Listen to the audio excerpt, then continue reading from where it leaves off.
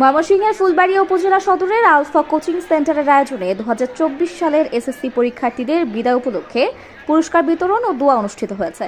শনিবার দুপুরে শহরের কুটুমবাড়ি কনভেনশন সেন্টারে পুরস্কার বিতরণ অনুষ্ঠানের সভাপতিত্ব করেন আলফা কোচিং সেন্টারের প্রতিষ্ঠাতা পরিচালক আব্দুল হামিদ বিএসসি।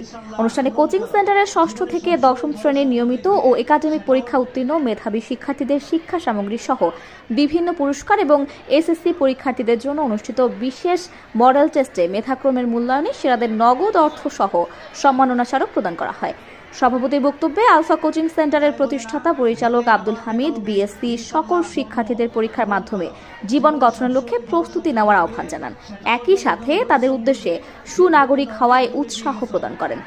অনুষ্ঠানে ফুলবাড়িয়া হেলথ অ্যাসিস্ট্যান্ট অ্যাসোসিয়েশনের সাধারণ সম্পাদক এম আব্দুল্লাহ আল শাকিল চৌধুরীর সঞ্চালনায় আরও বক্তব্য রাখেন সরকারি ফুলবাড়িয়া মডেল পাইলট উচ্চ বিদ্যালয়ের সহকারী শিক্ষক ফরহাদ হোসেন, সাবেক ইউপি সদস্য তাজুল ইসলাম, ধামর উচ্চ বিদ্যালয়ের সহকারী শিক্ষক হাবিবুর রহমান, বিশিষ্ট সমাজসেবক আলহাজ মাহবুবুর রহমান ইকবাল ও তরুণ কলাম লেখক তামজিদ শুভ্র সহ কোচিং সেন্টারের বিভিন্ন শিক্ষক মণ্ডলী।